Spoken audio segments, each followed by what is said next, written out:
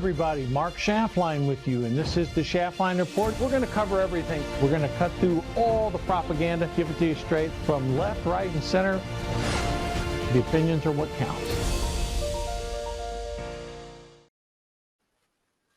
Hello, everybody. I'd like to welcome Joe Visconti from the great state of Connecticut and Tom Amenta from Chicago, Illinois. Gents, happy to have you both back on Schaftlein Report. What's going on, buddy? How we doing? Tom, let me start with you because you're right there in the Midwest. I mean, I've been around a long time, as have all of us here on the show. Never in my wildest dreams did I imagine a United States president would take legislation that was passed by both houses of Congress, signed by him, and yet our closest ally in the region effectively stab him in the back.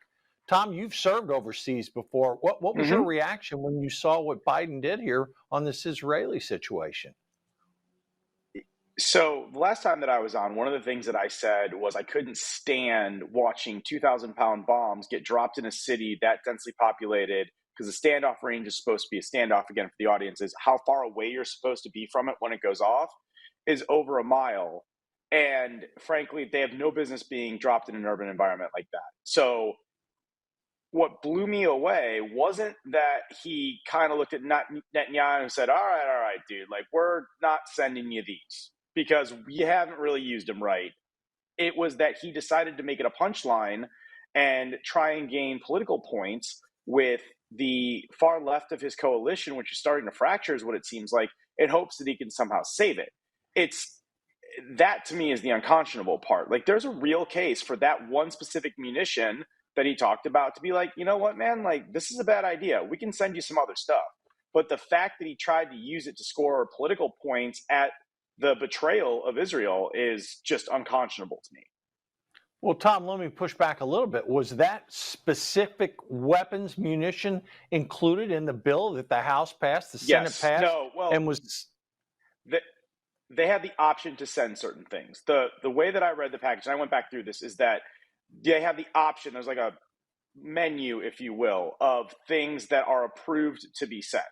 Doesn't mean that we are definitively going to send them. It doesn't mean that money was specifically earmarked to that specific mission. It just meant that in certain categories, there are certain options. And previously, we had sent them 2,000-pound JDAMs.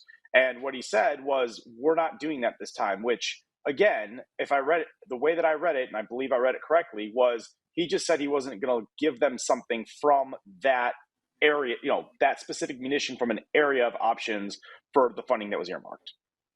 So, Joe, let me go to you. If Tom's point is correct, and I trust that it is, why couldn't Joe Biden have said, okay, I don't think this is the appropriate weapon, but we're going to give you these weapons instead, and this whole thing could have been avoided? Or, Joe, did he have to do it to appease the far left-wing radical kooks in his base?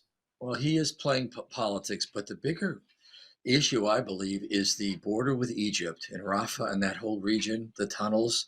That is the area where terrorism can cross over to Egypt. And so as the Israeli army, IDF, comes across and starts to close that port of entry to Egypt, it's almost like our Tijuana, our area where there's tunnels coming over the southern border, and how, our immigration people usually find the tunnels. What's happening is what Biden is doing politically. The bigger thing is, oh my God, this is going to stop terrorism. This is going to stop missiles and grenades and God knows what armament coming out of tunnels, crossing the Egyptian border. And this is the key. And so saying, don't drop the bombs at this point, we won't give you this, really is saying, let's leave that door open. Don't go into Rafah. Don't shut the border between Egypt and Gaza. Same way Joe Biden has basically saying, leave our southern border open. A little this way, a little that way. If you think about it. The problem I have with this entire thing is Democrats and Republicans in the Senate passed it. Democrats and Republicans in the House passed it. He signed it into law, okay? And that, to me, is the real rub here. That's issue number one. Issue number two is, when is it the U.S. is positioned to prosecute Israel's war? I mean, I know over the years we've influenced decisions. And, Tom, again, you've been in the theater when some of these political decisions were made. But this, to me, I mean, it's got people on both sides of the aisle ticked off. Now, a lot of Democrats are staying silent on this, and I just see there's no way, if I was a Jewish American, I could possibly vote for Joe Biden if he pulled a stunt like this. I mean, Tom, is this? I mean, I see the far left-wing radicals, because I was out on UC Irvine's campus yesterday. I saw the tent city. But I mean, I think he's going to be losing both of them, because the far left-wing radical kooks, they're already pissed at him, and now he's going to upset Jewish Americans. This, I mean, you know what this reminds me of, Tom? This reminds me of the horrific decision he made on the Afghan pullout. I mean, you just want to get me fired up, don't you, buddy? You're just ready to see me really lose it. All right, let's stick with Israel. I think there's a certain level of parallel, actually, but I think it's in the decision-making process. And that, to me, he's playing politics, period. Okay? If he had just, kind of what you alluded to earlier, very quietly said, in this class and category of munitions that this fund is earmarked for, I'm not sending you these, and back-channeled that to Netanyahu, honestly, I would have completely supported that, even if it had been leaked later, hands down, bar none, period.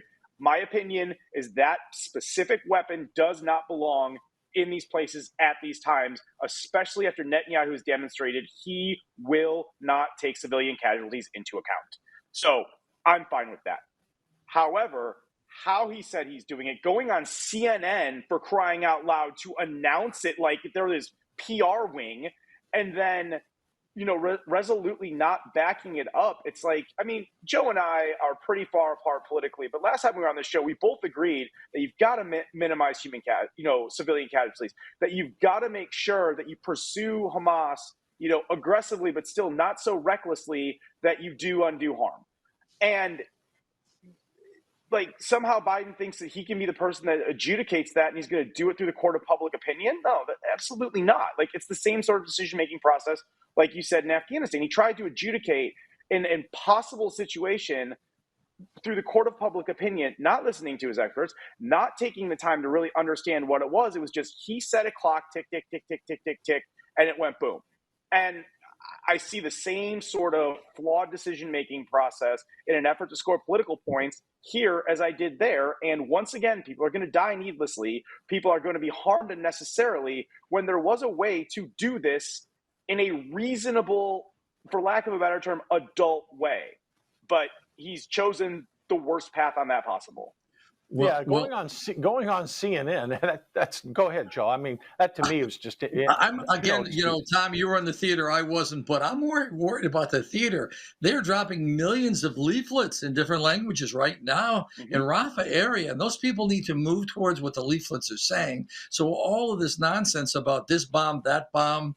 Bottom line is, those tunnels are being booby trapped. If you're watching the news, and the IDF is running it, this is the end. This is the end. This is going to close it. Shut it down, and then we need to organize whatever new administration is going to run Gaza or government. We need to get there quick, okay? And so the way to do I mean, I would say this is like a 300, 400 level conversation, which, you know, if Mark wasn't in the middle, I'd actually love to have with you over a beer. But I think that hunting terrorists is always whack-a-mole on some levels.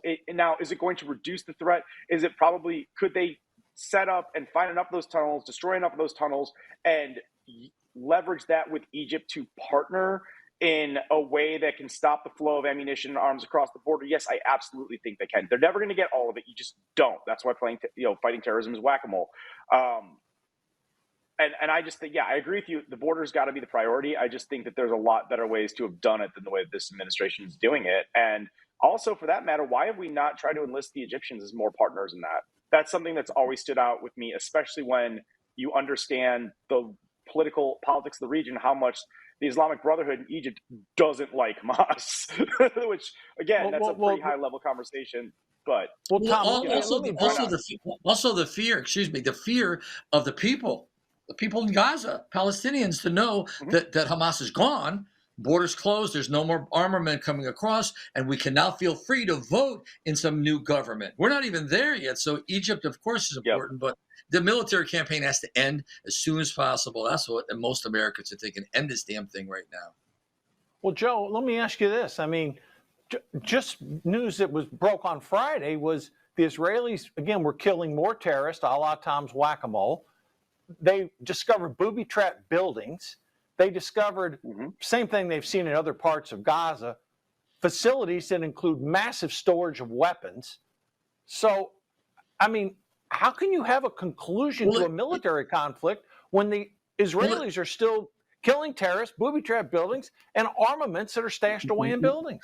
We're in the closing act of the Magnificent Seven. You remember that movie? And the people of Mexico can come out and feel like they can come take their town back. I mean, we got to get there. We're almost there. The fight's still going on. Like it or not, Israel, human casualties, it's all a mess. It's war. It's ugly. It's bad. The United States government really hasn't done the right thing to help it. It's just, I think Biden, as you all said, he's always playing politics. But the bigger thing is, if we're going to have people feel courageous about standing up and knowing they're not going to get whacked because Hamas is still there lurking, which they may be, but we've got to close that off now. That's my thinking. Stop the flow of arms across the border. And Biden has done just about everything wrong you could think of. And I'm not saying it because I'm Republican. He just has. Tom, let me ask you this. He's not managed as well the past couple of weeks. Tom, from a military strategy point of view, when he went on CNN, what is the logic of him telling the Israelis not to go into Rafa when they have to go into Rafa to clean up Hamas? Is there any military objective that, I mean, what is his point in telling them that other than a political message to his far left-wing radical kooks? So I think that's 80% of it. Okay. I do think that there was a message to Netanyahu and the far right coalition in Israel who basically wants to just kill everybody until they think they've gotten rid of Hamas and be as indiscriminate as they were in the north. Like, I'm sorry, but there are ways to do certain things, and Israel has not handled this the way they've not been as clean about it as they could be. Okay. I want to be very, very clear. I fully support Israel. I always have, going in, rooting out Hamas, root and stem, period.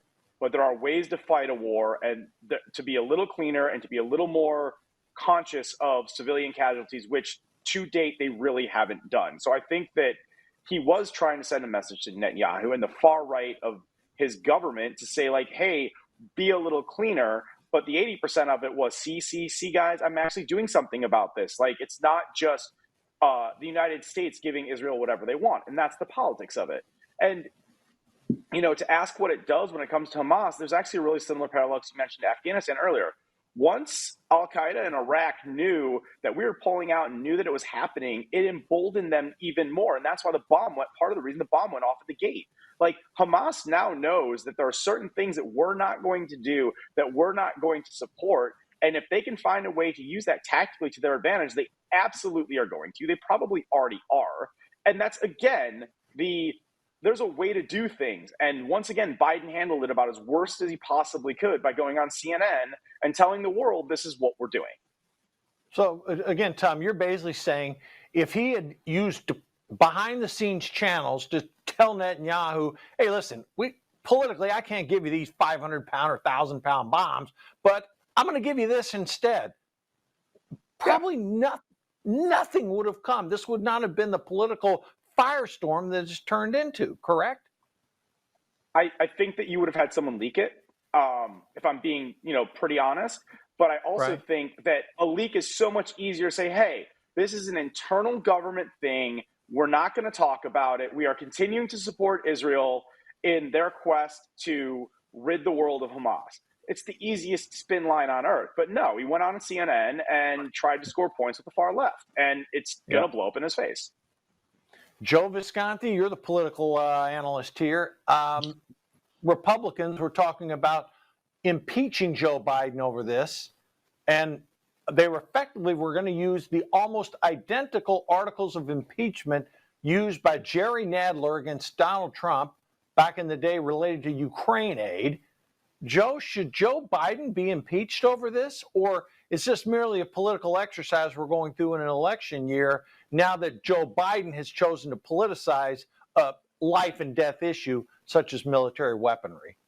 I think it's a waste of time. Everybody knows what everybody knows. Biden doesn't know where he is. Forget about it. You know what? I know the Republicans are now trying to do the right thing and quid pro quo. You did this, we'll do that. We're past that. We're like 5 or 6 months to the election. We need to organize our thoughts. You could say it. We should impeach him, but we're not going to because it's a waste of time. Joe Biden is not even competent enough. And we know that from the Inspector General that didn't bring charges. So we're just not going to waste our time.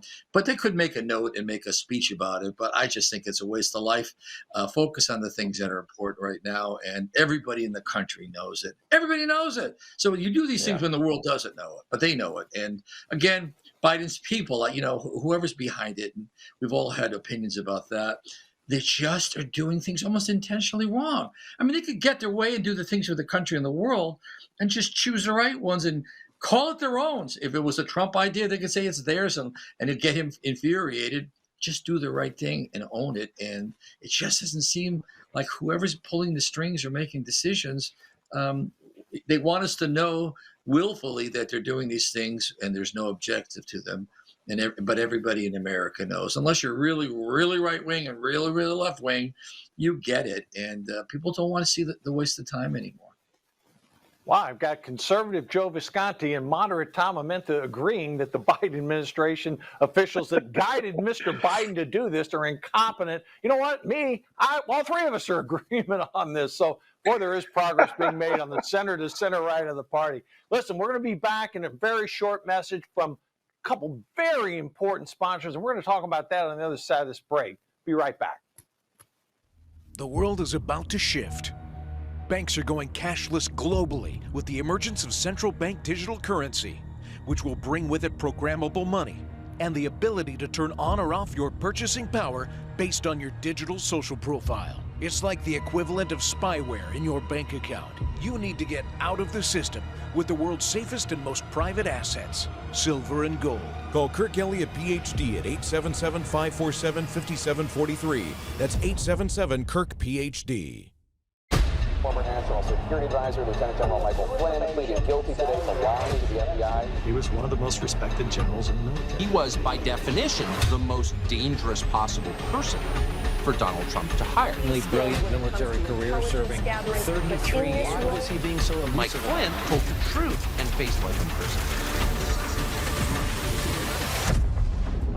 Every American needs this historical DVD keepsake. Flynn delivered the truth, whatever the cost. Hand-signed by General Michael Flynn, one of America's most treasured military heroes. Order now at the Patriot TV store. Go to Patriot TV, click on Store, and grab a once-in-a-lifetime chance to own a treasured piece of American history and get your own personal download link to watch America's most talked-about movie, as well as a DVD hand-signed by General Michael Flynn. Use promo code PTV at checkout to get special savings. The Patriot TV store. Incredible savings and a secure, hassle-free shopping experience. And we're back. Folks, I got to tell you something. Both Kirk Elliott and General Mike Flynn are friends of mine. Kirk's pushing $1 billion worth of metals under management. I've seen that General Flynn movie twice. It is a very emotional experience. Take advantage of those two fine gentlemen. Support Kirk Elliott. Support General Michael Flynn.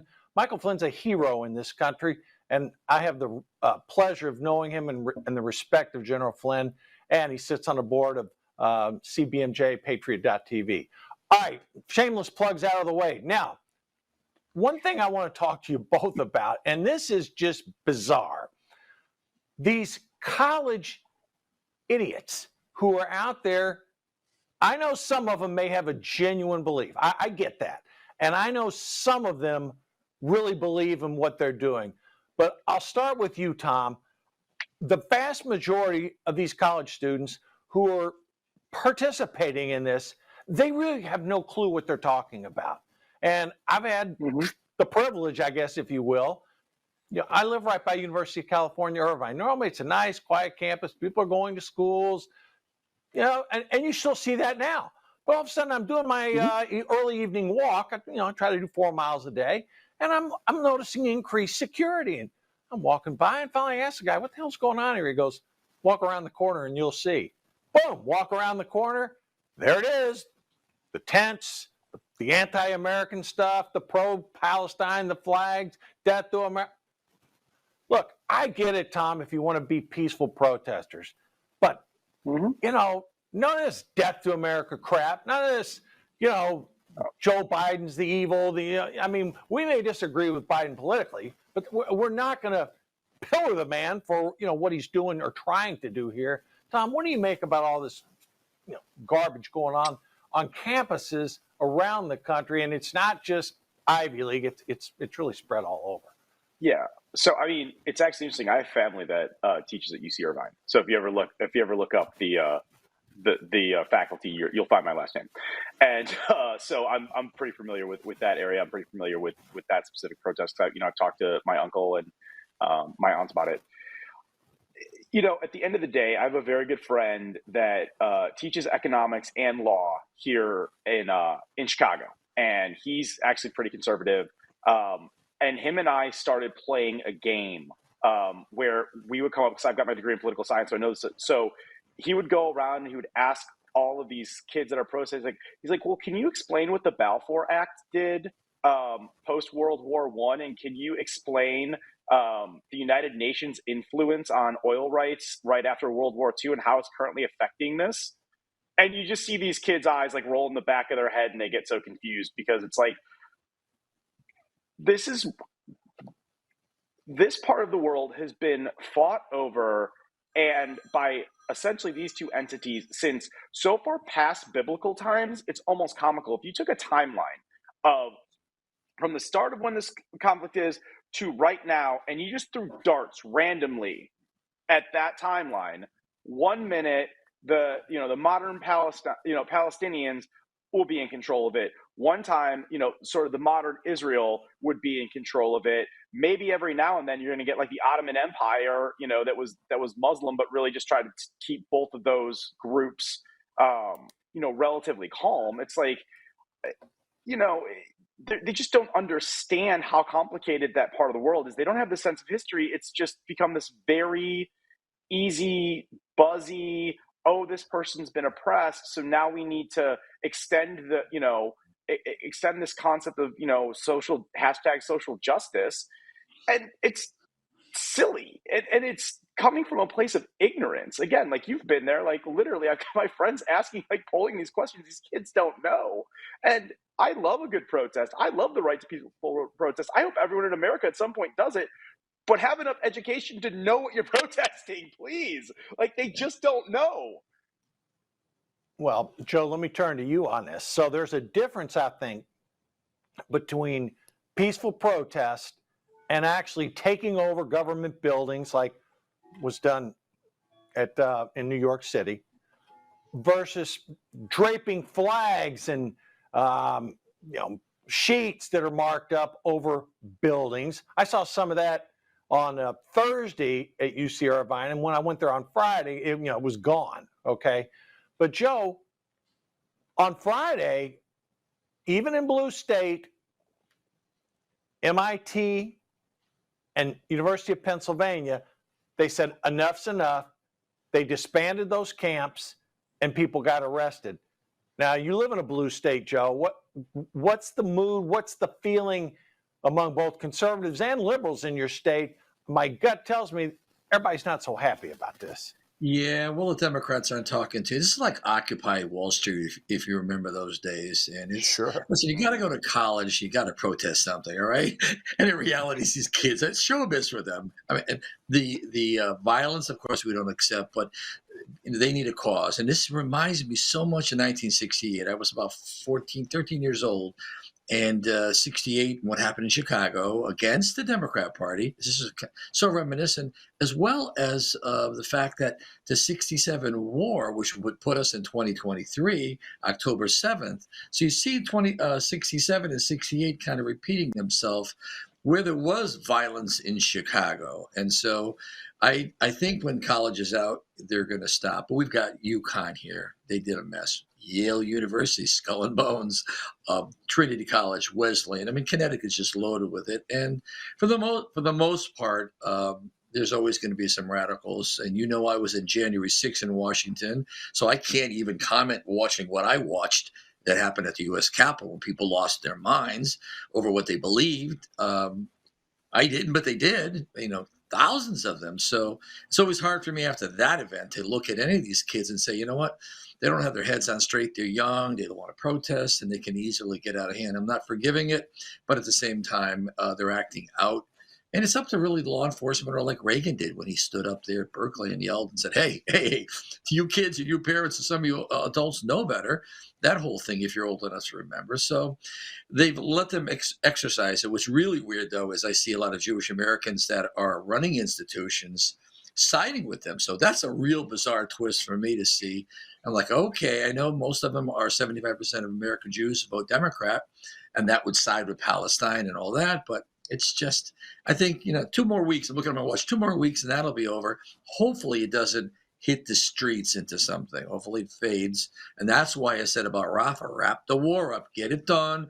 By the time college is over or the kids are getting out of middle and high school, and then that thing can transition into government, and we don't drag this into the summer, joining up with Antifa, the remnants of Black Lives Matter, and turn into a you-know-what on the streets of America. We need to really get this all done now. Well, point of reference, Joe, you were reporting with a microphone on Schaftlein Report on January 6th and January 5th. And I remember you reporting. January 5th, it was quiet, nothing going on. You had a hard time even finding somebody to interview. And then on January 6th, all hell broke loose. Yeah, Tom, at the White House. Tom, how far is it from Chicago to Milwaukee? Oh, not far. 90 minutes, maybe. 90 a little minutes. less, depending on traffic. 294 gets a little crazy, but yeah, something like that. Something like that, hour and a half or so. So, Tom, you're in the belly of the beast here. The Democrats are going to be in Chicago. The Republicans are going to be in Milwaukee. I think as a gambling person, it's fairly safe to make the following wager. The same protesters that are going to be in Chicago will likely also be in Milwaukee. Some of the professional agitators. Now, the people pissed off the Democrats are going to be in Chicago. Slightly different crowd, but my point is, Tom, I know there's a lot of reference being made to this is going to be like 1968 all over again. Maybe it will. My gut feeling tells me it's not going to be that bad, okay, because that was pretty bad, all right? But these cities are pretty close. They're pretty close to each other. Tom, logistically, and again, you've been in theater, is this theory I'm throwing out there, I mean, could it happen? And you think it will happen? 100%. I think it will. It's something that I've been thinking about. That's why you saw me laughing so hard as you're asking the question. So first of all, let's take a huge step back. The Wall Street Journal, okay, maybe one of the few impeccable news sources still around today because they started the money and how, the politics affected it, came out with a great piece on Monday showing how these student protests on campus have been run by professional agitators and how they've been teaching these kids what to do and how to maximize it and using some of that for months before it happened. So, yes, they're already there. Now you're going to take the 2 largest gatherings in America, put them close enough where these organizations can sort of standardize and have a home base and go to one, hang out for a little bit, and then go to the other. Yeah, I absolutely think it's going to happen. And look, Chicago's my hometown. I live here. I'm on the north side, and I'm far enough away from downtown where some of this is going to be. But no, it's really concerning. I hope it doesn't get back to 68. Obviously, I wasn't alive when that one happened. And that one went down, but I've read the history. I understand where it is, both from a Chicago side and from sort of an American politics thing. And it's a real chance that something like that could happen similarly, not only because of the political climate, but how close both of these conventions are, both in proximity, as far as, mileage, and then also in time. So I would not be surprised at all if they get that. As a matter of fact, I have no doubt that these organizations are already planning stuff like this. They're already trying to do whatever it's going to take to make them feel like their voice is heard. And I'm with Joe on the college kids. needing something to do and trying to exercise their voice and figure out who they are as adults. And I don't condone it, but I'm with them where I respect it. But this next phase, this agitation phase, these adults, for lack of a better term, who know better and are purposely weaponizing some of this by spending months grooming these kids is definitely a little concerning. And I think that is a portent of things to come, convention-wise or on the political campaign trail. Well, certainly one thing is happening, and Joe, I'll come back in just a second. Social media has contributed to this. The fact that this almost identical encampments in all these colleges, it all looks the same, tastes the same, smells the same. You know, they've got their water, they got their food, they got all their stuff coming in. The signs are the same. Yeah, I mean, without the Discord, social media, they're on Signal. Yeah, that's exactly right. Yeah, Joe, I'm going to come back to you. I'm going to come back to you, Joe. We got to take a break right now. But when we come back, I'm going to have Joe finish this, and then we're going to get into some of the really dumb economic stuff and statements that Biden's been doing lately. Back shortly. We got two great sponsors for you. Do you have diabetes? If you have insurance, you may qualify for a new continuous glucose monitor. With a CGM, you can continuously track your levels and trends, spend more time in range, significantly lower your A1C, and share important data with loved ones and caregivers. Most importantly, a CGM eliminates the one thing most people with diabetes hate: painful finger sticks. Take charge of your health. Order your new continuous glucose monitor today. If you use insulin and have seen your diabetes care provider within the last 6 months, you may qualify for a CGM today. We'll do all the insurance paperwork and deliver your new CGM at little or no out-of-pocket cost to you. Medicare and most insurances cover continuous glucose monitors, so don't wait. Have your insurance handy and call the CGM Health Hotline now. I don't know about you, but I have to have that cup of coffee in the morning. And Kingdom Cup is mold-free, it is pesticide-free, and it is organic. It's got this flavor that is delicious. You don't even have to put cream or sweetener in it. Why did we go with the bean form, the whole bean? Because ultimately the powder form is the one that gathers the most moisture.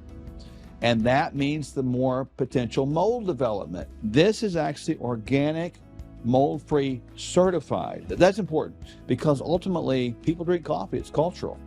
And so we tried to meet the culture where it is and create a healthy alternative. Make the healthy choice for you and your family. Try mold-free, pesticide-free, and it's organic. Delicious Kingdom Cup coffee. And it's available now at the Patriot TV store. Go to patriot.tv and click on store. You'll find Kingdom Cup coffee in the health and wellness section. Order Kingdom Cup coffee at the Patriot TV store now. And we're back again. Kingdom Coffee and great glucose for those of you that need it. All right, Joe, when we left a minute ago, you were biting at the bit to make your point. So I'm going to turn it to you. The two factors after listening to Tom and you going over this issue is that anything that would create fear for people to vote. So if there's violence in the course of the summer that comes down where, let's say, Woodstock meets January 6th, okay, that's what Tom's talking about. Anything that would get people to be afraid to vote would increase ballot boxes, vote by mail. And those are the things that I'm concerned with. Is it just a one-hit wonder at the events, or does this continue to roll out and other people get into this? Almost like a bar fight with John Wayne. Somebody hits somebody else hit before you know it. The whole place is kicking its doors down and the saloon doors, etc. So I just hope it's not Woodstock meets January 6th. Well, one thing that it's sort of confusing to me. I mean, a lot of times political commentators like us try to put everything, oh, it's a red state issue, it's a blue state issue, there's the conflict, and a lot of it's the old saying in media, if it bleeds, it leads, okay? But, Tom, it's an interesting thing here. In a blue state, Massachusetts, they're clearing out students. In a blue state, California, they cleared them out at USC, they cleared them out at UCLA. They're not doing anything at UC Irvine, maybe because, again, what I witnessed was peaceful. So I don't want to throw people under the bus. But, in the University of Florida, Ron DeSantis, they wouldn't even let them congregate in red state Florida. Right. So, Sure. Tom, Pick it up. it's inconsistent here. I mean, Tom, Joe, either one of you on this one. I don't, red and blue is getting real blurred. Things are getting real blurry anymore. I'm talking like I'm a Democrat from the 1960s. You don't know the party anymore. It's almost like the transgender issue. Are you male, female? Are you, whatever. And so it's really getting that way where beyond the candidates that we want to vote for and the strong policies, things are getting really crazy where I'm talking to Democrats and they're like, they're not attacking me anymore. If they still hate Trump, they hate Trump or whatever. But everybody's scratching their head saying, what's going on? Bobby Kennedy's throwing a monkey wrench in. We haven't talked about him today, too. But it's making people wonder, how do I keep an allegiance to my party or to a brand or to a blue state or a red state? And I just think America's going through something that we'll define it maybe in 5 years. Yeah. Tom? Well, I mean, I look at it like this, and we've talked about this, Mark, when I've been on just with you. 70% of Americans do not want these political candidates. Doesn't matter left, right. They're just like, no, these guys suck. Okay, and that is at 70% that's apolitical. The country. That's just the temperature of the nation, right? So I really think that Joe's onto something where it's harder to just define yourself by the historic brand that these two parties have been. When you look at some of Trump's more populist policies, NATO's a great example of that. That is so antithetical to Reagan era Republican politics. It's the complete opposite. It's Democrat from that time. You look at some of the free trade things that Biden has proposed. He hasn't pushed through yet, but he's proposed, and that's classic, H.W. Bush, economics. I think that what's happening is that the far left and the far right are agitating so hard and trying to push these parties so far out there that there are so many people, now even the point, like Joe and I, have agreed on like basically everything. So I know, I'm sort of the middle's getting a lot bigger at this point, right? Like, I mean, this concept of the middle is getting so much broader because these identities are being lost. Again, 70%. Think about how big that number is. That's a passing grade in college for these kids. Tom, you're spot on, and that's 70% of Americans from all political aspects did not want to see a Biden-Trump. And Joe, we're going to get into Kennedy a little bit later in the show, but let me tie it into economically right now, because Joe Biden is out there on the campaign trail touting Bidenomics. And whether you agree or disagree with him, two very well-known Democratic strategists, David Axelrod, basically said, what is he talking about? Yes, the Wall Street elites, the donor class, the high-end Democrats, the highly educated, they're doing just fine. The average Democrat is not. They're dealing with inflation that's rung up 20% since Biden's been president. James Carville, again, you may not agree with James or not, but he's saying Biden has got to clean this message up or he's going to lose. That's David Axelrod, a la Barack Obama. That's James Carville, a la Bill Clinton, two highly respected centrist Democrats, in my opinion, have stated that. Yep. John King from CNN, you may disagree with John King, but he came out and said, voters do not like to be told they're wrong on how they feel about an economic issue. So, Joe, I'll start with you, and then Tom, I mean, what do you make of these, from King to Axelrod to Carville, telling Biden, get off this message. You're down 25 points to Trump on the economy.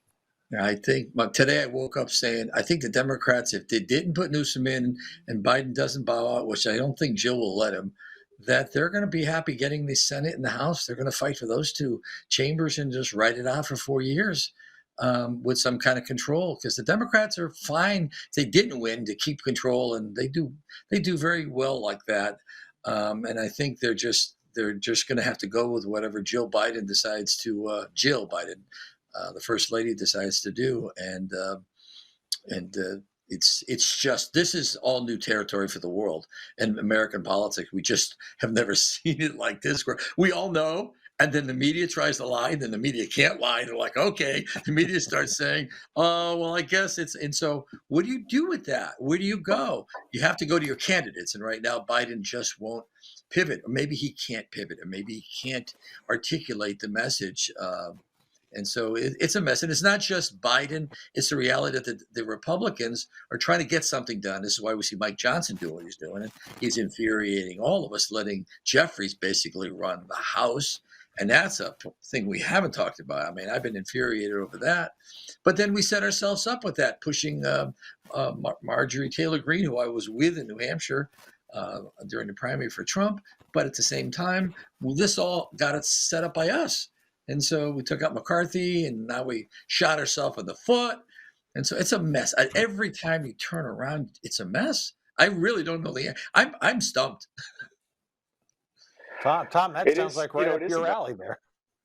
I know. He just served me up an absolute meatball fastball fake. It is a mess, and I would push back gently on Hakeem Jeffries controlling the House. What I think has happened is the moderates on both sides of the party have said, all right, enough. I mean, Mark, how many times have I been on this show saying how much of a quack I think MTG is, and how much I wish she would just be quiet.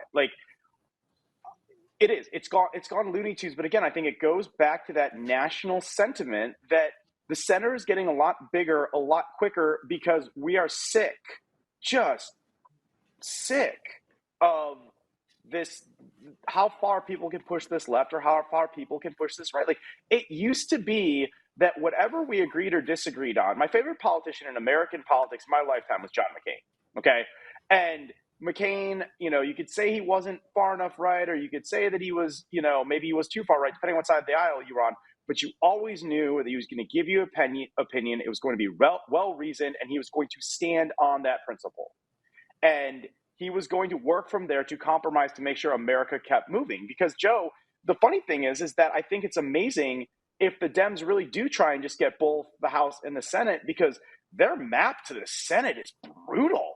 That's just, Manchin being gone. You start looking at all these close races in, the swing states that are also going to tie into this election where Trump's already winning, and you should see at least a little bit of down ballot success if you accept basic, poli-sci theory 101 on it. Although, this year maybe all bets are off, but it's I can't imagine they would be trying to do that. And it's Mark, I don't always agree with James Carville. Most of the time I don't, but he's another straight shooter that just tells it like it is. And I love Carville. He's one of those people that I kind of look at to see which way the wind's blowing, because he's got an opinion. He's forgotten more about this political game than I'll ever know. And whether I agree or disagree, where he stands on an issue is always something that really gets my attention. And to watch him just crush Biden, just absolutely crush him like he did, is, that was a brutal look. Well, it really was from both of them. And, one thing I wanted to mention before we go to break, and then we're going to come back and we're going to really analyze the political situation where it is right now. Consumer confidence numbers came out on Friday. They took a 10-point drop. Wall Street was expecting 76, 77. It came in 67. So that is not a good harbinger for the Joe Biden economy. And we still have inflation running north of 3%. The ability to cut interest rates when you got inflation running over 3%, I don't see it. But the stock market's up, the NASDAQ, the Dow Jones Industrial Average, gold, Bitcoin. I don't know, folks. Maybe Carville and maybe Axelrod and maybe John King are onto something here. We'll be back shortly, and we're going to really tackle those political issues when we come back. And we'll give you the state of the race and tell you what's really happening. Be back shortly. Did you know that thousands of authors across the country have written books and published them with Page Publishing? If you've written a book, Page Publishing can help you through the process. We cut through the confusion of the publishing world to make it easy for you. If we decide to publish your book, your work ends and ours begins. From copy editing and proofing to typesetting and book cover art, we get you printed, distributed, and sold on Amazon, Apple iTunes, and in bookstores across the country. We'll even help you promote your book. That's right, we do all this for you. Biography, self-help, mystery, novels, sci-fi, even a children's book. No matter what genre, Page Publishing can bring your book to life. Call today for your free author submission kit and find out how you can be the next published author at Page Publishing. Call for your free author submission kit at 855-993-2114. That's 855-993-2114. The world is about to shift. Banks are going cashless globally with the emergence of central bank digital currency, which will bring with it programmable money and the ability to turn on or off your purchasing power based on your digital social profile. It's like the equivalent of spyware in your bank account. You need to get out of the system with the world's safest and most private assets, silver and gold. Call Kirk Elliott, PhD, at 877-547-5743. That's 877-KIRK-PhD. Former National Security Advisor Lieutenant General Michael Flynn pleaded guilty today to lying to the FBI. He was one of the most respected generals in the military. He was, by definition, the most dangerous possible person for Donald Trump to hire. Brilliant military career serving 33 years. Why was he being so elusive? Mike Flynn told the truth and faced life in prison. Every American needs this historical DVD keepsake. Flynn delivered the truth, whatever the cost. Hand signed by General Michael Flynn, one of America's most treasured military heroes. Order now at the Patriot TV store. Go to Patriot TV, click on Store, and grab a once-in-a-lifetime chance to own a treasured piece of American history and get your own personal download link to watch America's most talked-about movie, as well as a DVD hand-signed by General Michael Flynn. Use promo code PTV at checkout to get special savings. The Patriot TV store. Incredible savings and a secure, hassle-free shopping experience. And we're back. Page Publishing, great people. And you know what we think about General Michael Flynn. Okay, Tom, Joe, we're still 5 to 6 months out from the election, and a lot can change. But you know one thing I've been noticing for the past 5 months? Every time we say things can change, they don't change. That Biden approval rating, it sits 39-40. That right track, wrong track of the country, 40 points underwater. You go to Real Clear Politics, in most polling, it shows Donald Trump up in the swing states, albeit Wisconsin, Michigan, Pennsylvania, they're all very tight within the margin of error. The other states, not so much. You know, Georgia, Arizona, Nevada, North Carolina, Trump, comfortable lead.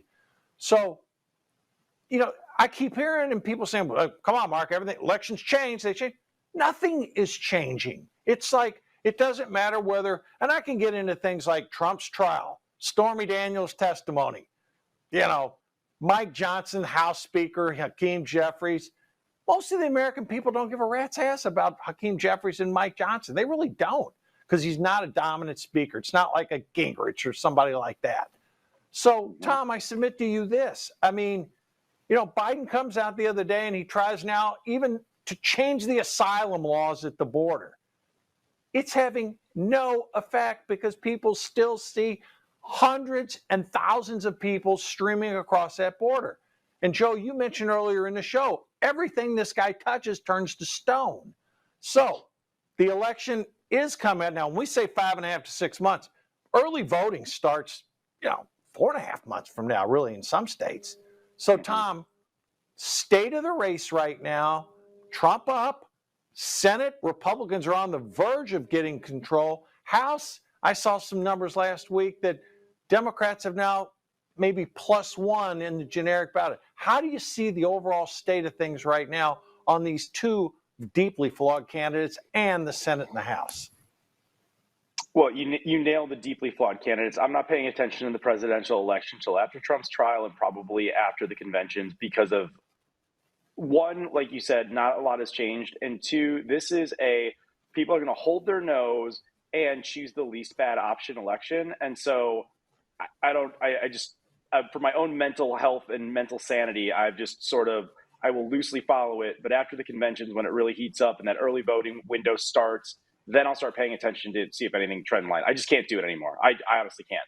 The Senate and the House, on the other hand, are something that I'm following really closely. And I think that I mentioned a little earlier, that route to the Democrats, staying in power in the Senate is, oh boy, I don't see it. I really don't. I think my mental math has got the Republicans coming out +2 on it, because they're going to lose West Virginia for sure with Manchin gone. All these toss-up states that you're seeing, the Senate candidate is actually doing better than Trump in most places for that.